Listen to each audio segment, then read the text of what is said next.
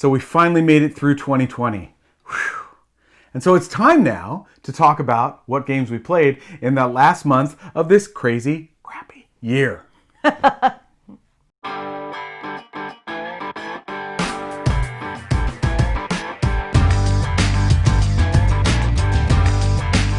how you doing, Honey Bunch? I'm fine. How you doing?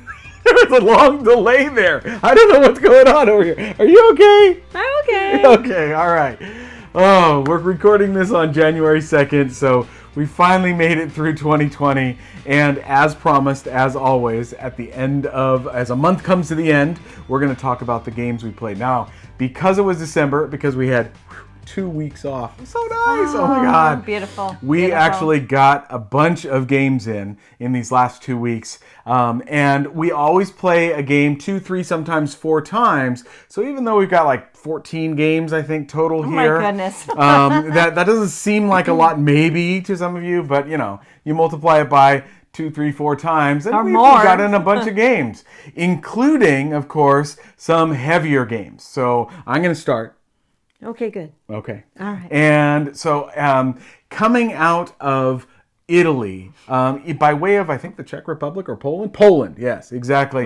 Through Board&Dice have been a bunch of games that have now been called the T games, all right? So we played 2. Now, this is one of those situations where Shelley was like, oh my God, this is going to be a heavy one, right? Oh. And then we played the second version of this, and she was like, "Are you kidding me? Are you trying to kill me?" So the first one, the first one we did was Tekhenu, all right, Obelisk of the Sun, and this is by Danielle Tascini and David Turczi. Big game, huge 3D obelisk where you've got shade and sun and stuff like that. Depending upon how you can use the dice and the values of those, you got to keep things in balance. Really big game. We did definitely like this one. This was a solid version of the T games. Now, before Shelley jumps in, I'm going to do the second T game we played, which was Tawatinsuyu. All right, and this was just David Turczi. This is you're placing your meeples out, worker placement on a flattened pyramid. We didn't really like this one. All right. Well, we like some of the other games more. Definitely. Tekhenu, solid game. That's the one that we would go with of the 2 heavy games if you want to learn that. So we did that. All right. So what's your first one? So my first one I'll take the little box. Okay. Is called Parks. It's Keymaster Games by Henry Audubon. Beautiful, stunning game. Gorgeous cards, gorgeous bits. We really enjoy playing this. You're basically hikers moving along a trail. The trail gets longer each time and changes as you go. And we just think it's so much fun to play. You're visiting the parks.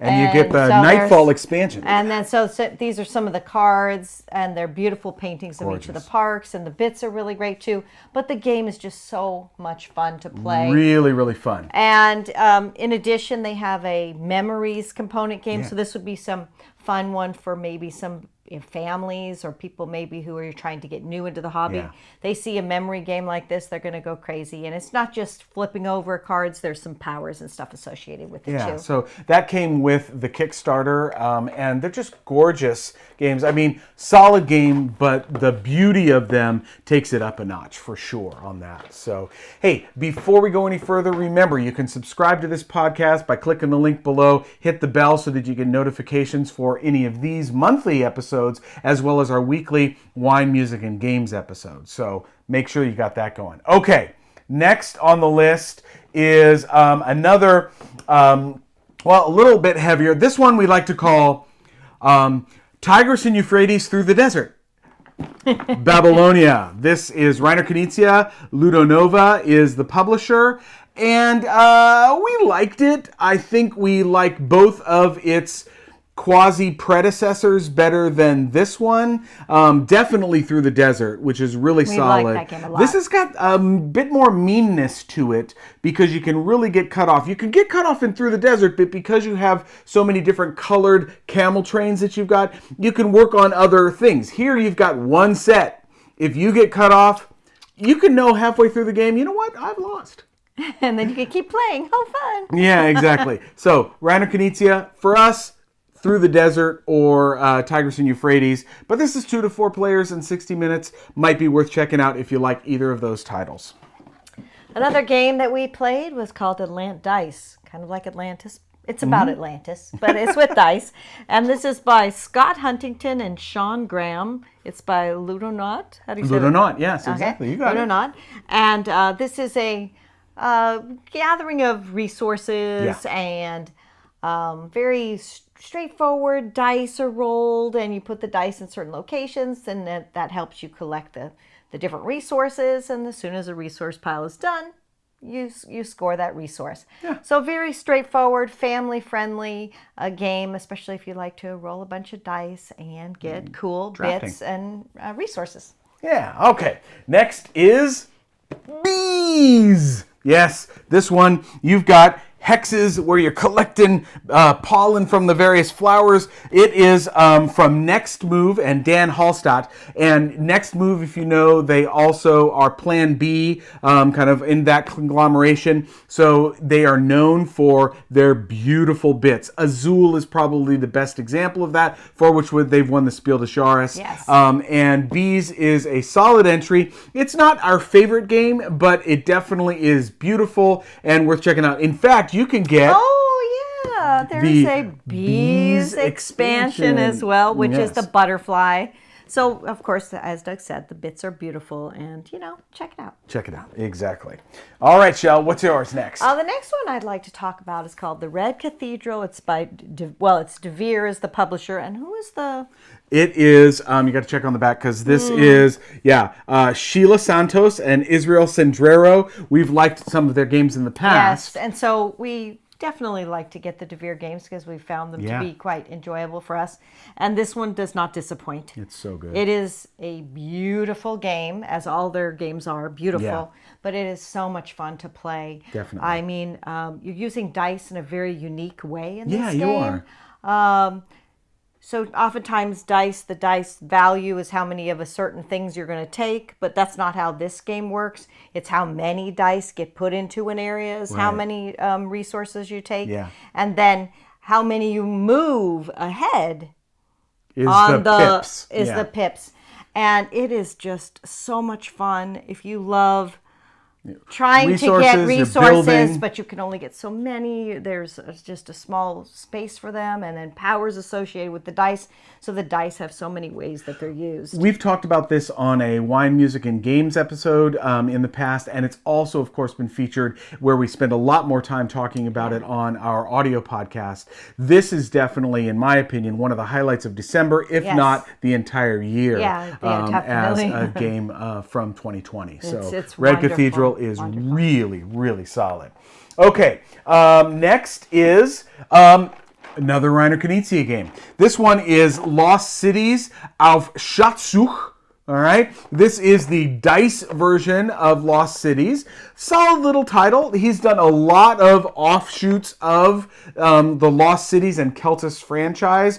I think there are better versions of small box Lost Cities and Keltis offshoots. You have many of the Keltis. Yes, the Where de Stone is a small box Keltis game, which is just so simple, and I think a better version than this. This one is a lot of dice rolling, but it's that collection of, you have items from 1 to 10, and you're trying to collect in order. You can't ever go back. So similar to that, solid family game, 2 to 4 players, plays in about 15 or 20 minutes. Well, Doug has been really good about trying to get us to play some older games, and this one is fantastic. It's called Flandern 1302. Wolfgang Panning is the designer, and it's an old Queen game from how long ago? 2004. So this was one that had been on our shelf for a long time, and I actually don't even really remember playing it because it was so long ago.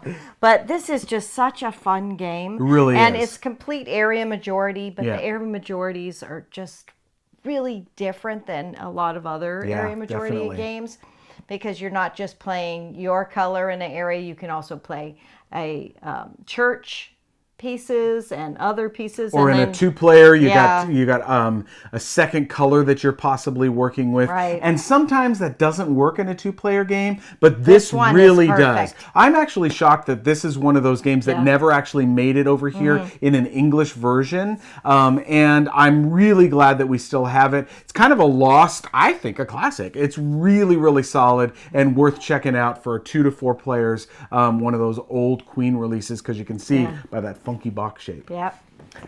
To continue our way back machine here, we are at the end of December. Especially when we don't get to go to Essen and we don't have 5 billion other titles that we're playing, I decided, okay, we're going to go and check some old classics out. So Flandern was one of those, and Turn and Taxis is another.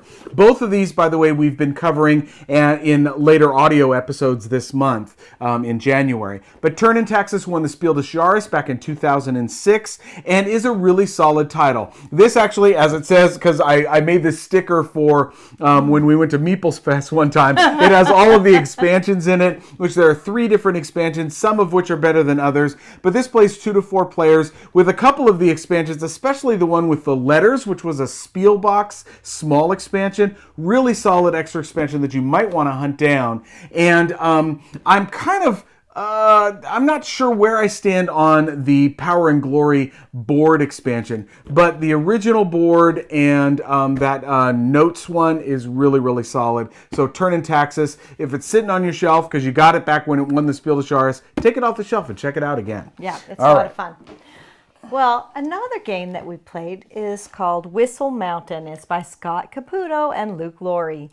And, of course, this is from Bezier Games. Yeah. We enjoyed this game so much. It's a lot of fun. The bits are great, of course. Yeah, I'll hold the box. You show the bits. Okay, so I want to call it a dirigible, but what do you... They call it a dreadnought. It's a big blimp. A big blimp. Well, it has all kinds of great pieces in it. But, of course, that's definitely not the reason why you play it. It is just a lot of fun to play. You're building a railroad trestle. What is trestle. It? Trestle. A railroad trestle. To go over a canyon. And sometimes you just want to make sure your people don't fall in the whirlwind. The whirlpool, baby. Whirlpool. Yeah, it's water. It's not wind. You fall in the water. Don't let your people fall in the water. Yeah, well, if you do, by the end of the game, if you don't get them out, you're gonna lose points. Yeah. So, really solid title from Bezier. Scott Caputo and Luke Laurie did a great job with that one. Mm-hmm. Okay. Second to last game here is one. This was the last game that we played of 2020, and it's kind of fitting, because it's a cooperative game about surviving a disaster, and which was 2020. Let's be honest. So the volcano's erupting. Yes, exactly. This one, the volcano's erupting, and you're trying to work together to get your people off the island to the boat before the lava follows the path that you're building across the island and wreaks havoc with you and kills you.